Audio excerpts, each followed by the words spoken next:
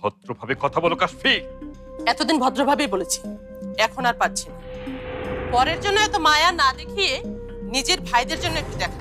আব্দুল তার নিজের পরিবারের কাছে যাচ্ছে, এটাই বড় কথা। আমার আপনার আর কিছুই করার নেই। করার নেই ভাবছেন কেন?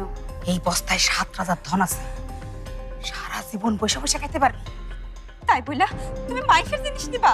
আমার পালকি কিন্তু মরে নাই। বাবা, আপনি বেঁচে আছেন? আপনি বেঁচে আছেন? পালকি, আমার পালকি কোথায়? আমার পালকি কোথায় বাবা? বাবা, আমার পালকি কোথায়? কেডা তুমি? কেডা কেডা তুমি? আমার পালকিটা খুঁজো কেন? কেডা তুমি? তোমাকে মতলবটা বুঝবার পারছি আমি। আমার পালকিরে কায়দা নিতে চাও? আমার কাছ থেকে আমার পালকিরে কায়দা নিতে চাও না? পারবা না। তোমরা কেউ আমার পালকিরে আমার কাছ থেকে কায়দা নিতে পারবা না। আমার কথাটা শুনুন প্লিজ। কেউ পারবা না। আমি পালকিকে কেড়ে নিব না। একবার বলুন আমার পালকি কোথায়? পালকি কোথায় প্লিজ বলুন।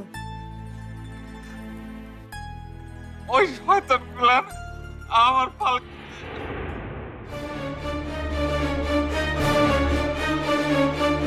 ওই শয়তানগুলো মানে? ও কি সব জানে নাকি? এখন তাহলে কি হবে? হ্যাঁ বাবা, বলুন বলুন, ওই শয়তানগুলো কি করেছে বলুন। বলুন আমার পালকির সাথে কি করেছে বলুন। ওরা কি বলবে? আমি বলছি, এরা 3 জন আমার বাড়িতে এসে গয়নাগুলো চুরি করে পালিয়ে যাচ্ছে, আর আমরা এসে হাতে নাতে ধরেছি। এই চোরগুলোকে আমি জেলের ভাত খাওয়াবো। কত বড় সাহস সাদি রহমানের বাড়িতে চুরি করতে চায়! তুমি ঠিক বলেছো ভাবি, আদর পেয়ে পেয়ে না এরা একদম মাথায় উঠেছে। আজকে চুরি করেছে, কালকে খুন করে যে ভাগবে না সেটা কে জানে। হ্যাঁ, এই কাজ করতেও এই চোরগুলোর হাত একটুও কাঁপবে না। আমি এখনই গার্ডকে খবর দিয়ে এদেরকে ঘাড়ে ধরে বাড়ি থেকে বার করছি। আমি তো একবার বলেছি কেউ বাড়ি ছেড়ে বের হবে না। সোহেল, এত কিছুর পরেও তুই?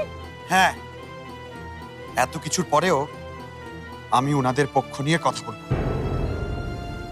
যদি ওনারা গয়নাগুলো নিয়েও থাকেন তবে ঠিক কাজটাই করেছেন। এসব তুই কি বলছিস? ঠিকই বলছি মা, এই বাড়ির গয়নার উপরে অধিকার আছে শুধুমাত্র এই বাড়ির বউয়ের। আর এই বাড়ির বউ একজন, সেটা হচ্ছে পালকি। আর সেই কারণে এই গয়নার উপরে পালকির বাবা মার পূর্ণ অধিকার আছে। সোহেল, তুই কি পাগল হয়ে গেলি? এই গয়না সাবার, আর সাবাই এই বাড়ির বউ। যতক্ষণ পর্যন্ত না আমি কবুল বলে সাবাকে বিয়ে করছি ততক্ষণ পর্যন্ত সাবা এই বাড়ির বউ না মা। তাহলে তুই সাবার সাথে যা করেছিস সেটা কি ভুলে গেছিস? আমি কিছুই ভুলিনি মা, ভুলে গেছো তোমরা। সাবা আজ পর্যন্ত যত অন্যায় করেছে সব তোমরা ভুলে গেছো, কিন্তু আমি ভুলিনি। এখনো সাবা আমার সঙ্গে অন্যায় করে যাচ্ছে। মানে পালকির নামে যে ফ্যাশন ব্র্যান্ডটা ওপেনিং হবে সেটাই আমি যেন যেতে না পারি, সেটা আটকানোর জন্য ষড়যন্ত্রমূলক ভাবে সাবা আমাকে শপিং এর নাম করে থাইল্যান্ডে নিয়ে গেছে। সেই প্ল্যানটা আরেকজন জানত, আর সেটা হচ্ছে তুমি মা। হ্যাঁ হ্যাঁ, আমি জানতাম। আর সাবা যা করেছে ঠিক কাজই করেছে, কারণ আমি চাই না যে তোর আর সাবার বিয়ের মধ্যে পালকির কোনো ছায়া পড়ুক। কিন্তু সেটা পারলাম কোথায়? পালকির নাম করে একটার পর একটা আপদ এসে তো এ বাড়িতে জুটছেই। বাবা, বাবা কি হয়েছে আপনার? সোহেল, আমি বলছি এই সব হচ্ছে আপদ। তুমি থামবে না জিয়া? তুমি চোখের সামনে দেখতে পাচ্ছ একজন অসুস্থ মানুষ দাঁড়িয়ে আছে, তারপরও তুমি আগে মানুষটাকে সুস্থ হতে দাও প্লিজ। সোহেল, শরীফ, তোরা বিআইকে ভেতরে নিয়ে। আচ্ছা।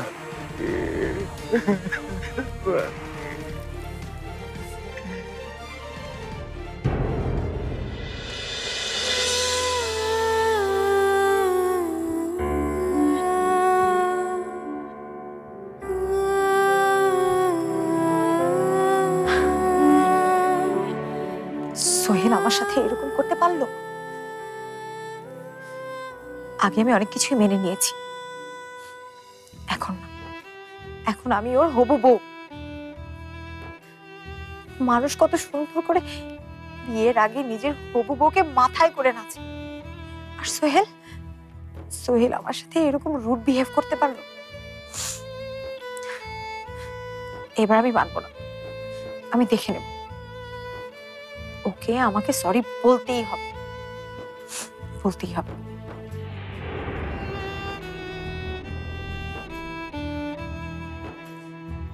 পেয়েছিটা কি আমিও দেখে নেব। সাবা,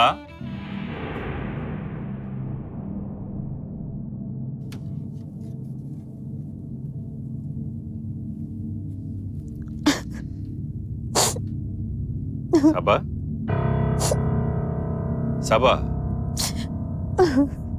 কি হয়েছে?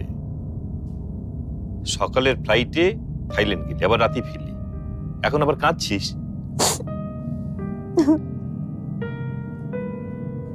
কি হয়েছে মা? সোহেলের সাথে আবার কি হলো?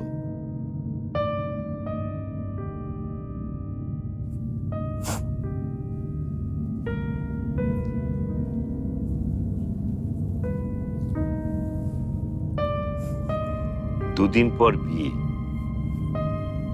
বিয়ের আগে কেউ এমন করে?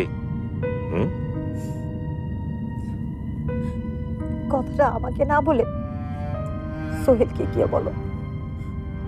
ও জানেই না হবু বউর সাথে কিভাবে আচরণ করতে হয়। আবার কি করেছো বলতো আমাকে?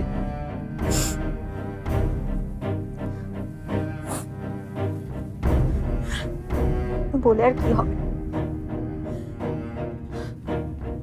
সোহেল সব জেনে গেছে। সব জেনে গেছে মানে? আমি যে তাড়াহুড়া করে সবকিছু অ্যারেঞ্জ করলাম, তোমাকে দিয়ে থাইল্যান্ডের ফ্লাইটের টিকিটও কাটালাম, সোহেল জেনে গেছে যে এইসব আমি পালকির প্রোগ্রামে না যাওয়ার জন্য করেছি। তাহলে দোষটা কার? তোর নাকি সোহেলের? আমার কেন হবে? হ্যাঁ, তোরই দোষ। আচ্ছা, পালকির ওই প্রোগ্রামে সোহেলের গেলে কি ক্ষতি হতো? একটা মরে যাওয়া মানুষকে তোর কিসের ভয়? হ্যাঁ ভয়, তবে পালকিকে নিয়ে না, সোহেলকে হারানোর ভয়। আব্বু, আমি কোনো মতে সোহেলকে হারাতে পারবো না, আমি কোনো মতে সোহেলকে হারাতে পারবো না। আর এর জন্য আমার তোমার হেল্প দরকার। I need your help. Help? কিসের হেল্প?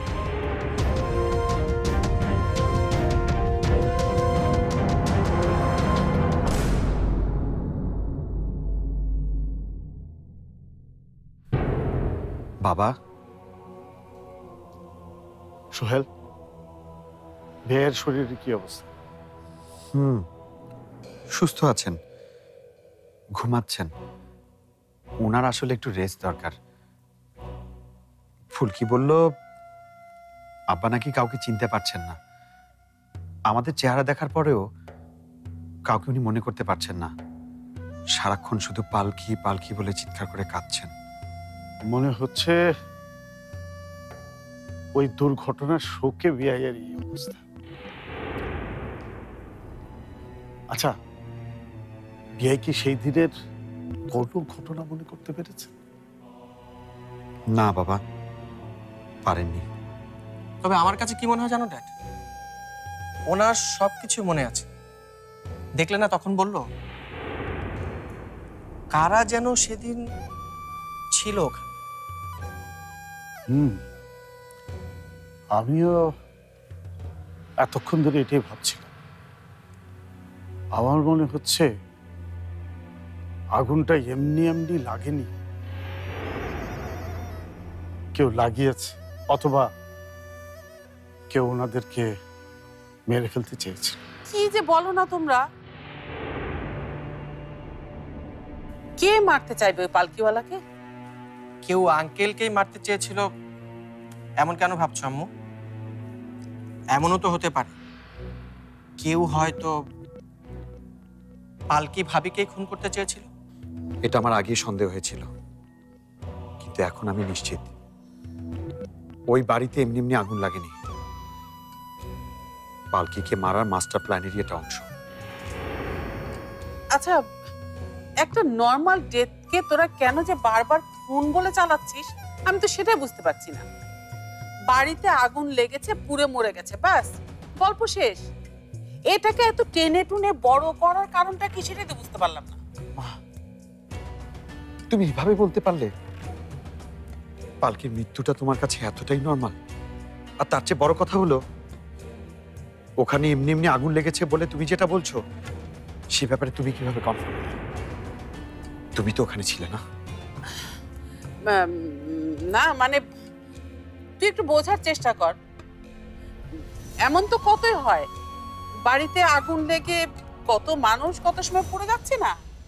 আর তাছাড়া একটা পাগলের কথায় তোরা কেন? পাগল? ভাই যে পাগল এটা তোমাকে কে বলবে? কে আবার বলবি? দেখে বোঝা যায় না? না, যায় না।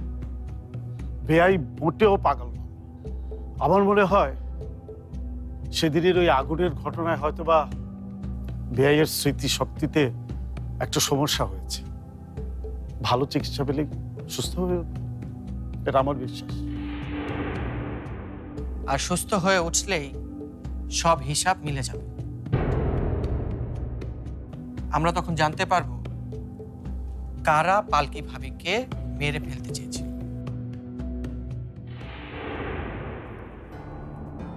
কত স্বপ্ন দেখছিলাম, মেলা বড় লোক হম, মায়ের একটা ভালো ঘরে বিয়া দিব, একটা ছোটখাটো ব্যবসা দাঁড় করাবো, ঢাকা শহরে আমার একটা বাড়ি হইব। আমার কোনো স্বপ্নই পূরণ হইল না। তোর বাপ সারা জীবন আমার কোনো স্বপ্নই পূরণ করবার পারে না। ভাবছিলাম মইরা গেছে, এবার নিজেই একটা কিছু করব, সেইটাও হইতে দিল না। ফিরাইল, মরার ঘর থেকে ফিরাইসা আমার সব স্বপ্ন শেষ করে দিল। আম্মা, এসব তুমি কি কইতাছো? আব্বা ফিরাইছে, কোথায় তোমার খুশি হওয়ার কথা সেইটা না? খুশি না? আমার খুশির দিন শেষ। তোর বাপে আমার সব খুশি কাইরা দিছে। আম্মা তো চুপ করো তো, দেখতেছো তো আব্বা ঘুমাইতেছে। ঘুমাইতাছে? আমার চোখের ঘুম কাইরা নিয়া উনি এখন শান্তিতে ঘুমাইতাছে। আম্মা, এত কিছু হয়ে গেল, তারপর তোমার মুখের কথা কমে না, তাই না? তোমার কি শরমও করে না? এত কইরা কইলা আমার চুরিটা কইরো না। না, আমার কোনো কথা তুমি শুনলা না। এখন সোরের বাপাত নিয়ে সারা জীবন আমারে আব্বারে সবার ঘুরতে হইব। এখন সোরের বাপাত নিয়ে ঘুরাচ্ছে, ওটা তো অনেক ভালো ছিল। কেন কেন তোর বাপাত নিয়ে ঘুরবি? আমি কি চুরি করছি নাকি? এইসব সোনা দানা গয়নাগাটি সব আমাকে পালকি, আর পালকির জিনিসের পর আমাকে ওর হক আছে। দেখলি না সোহেল বাবাজি নিজের মুখে কইল এগুলো আমাকে। কোন মুখে এসব কথা বলছেন আপনি? কোন মুখে বলছেন? পালকি যখন বেঁচে ছিল তখন তো তাকে দু চোখেই দেখতে পারতেন না। লজ্জা করে না আপনার এখন পালকির গহনার অধিকার চাইতে?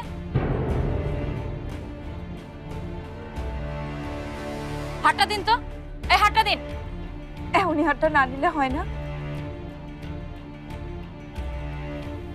আব্বা যদি হাতটা না দেখে আবার কান্নাকাটি করবে।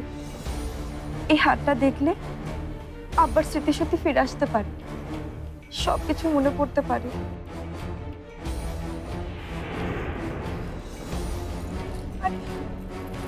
আবার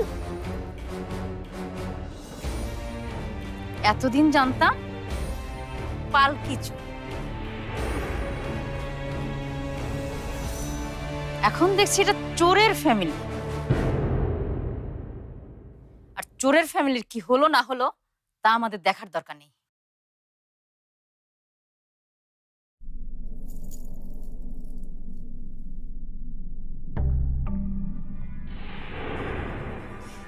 তোমার পছন্দের সেই হার।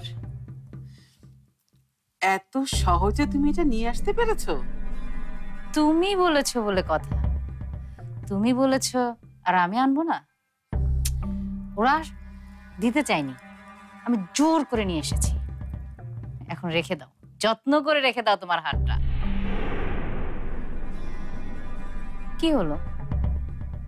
তোমার পছন্দের হার তো পেলেই, আবার কি চিন্তা করছো?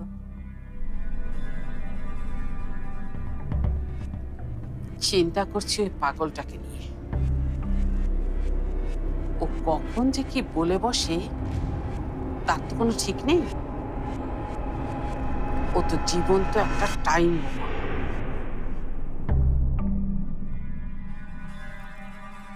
ভেবেছিলাম যে এই চুরির অজুহাতে পালকির গোষ্ঠী শুদ্ধ সবাইকে বাড়ি থেকে বের করে দেবে, কিন্তু সোহেলের জন্য সেটাও পারলাম না। আর সাবাটাই বা কেমন, একটা দিনের জন্য সোহেলকে একটু আটকে রাখতে পারলো না? তাহলে সারা জীবন ও কেমন করে ধরে রাখবে?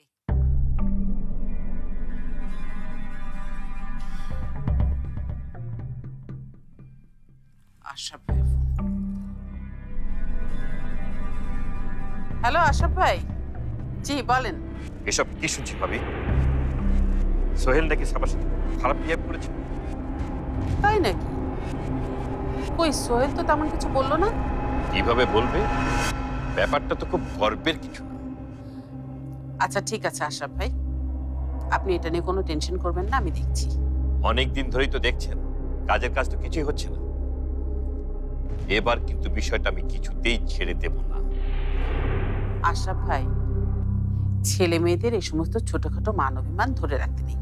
ছোট বিষয়, এসব প্রশ্রয় দিয়ে দিয়েই অনেক বড় বড় সমস্যা তৈরি হয়েছে। আর আমার মেয়ের সম্মান কোনো ছোট বিষয় না, মনে রাখবেন।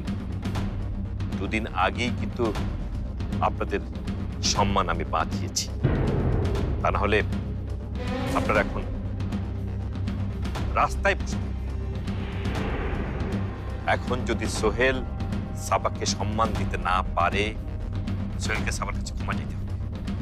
আর তা না হলে এই বিয়ে হবে না, এই বিয়েটা ভেঙে যাবে। আর বিয়েটা যদি ভেঙে যায় তাহলে আমার সমস্ত টাকা ফেরত দিতে হবে আপনাদের। আপনি এসব কি বলছেন কি আশরাফ ভাই?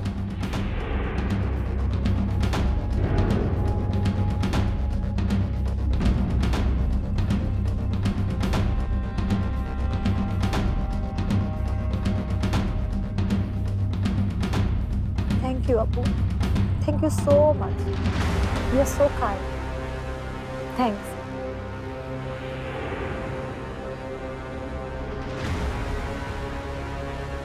সোহেল, এবার কি করবে?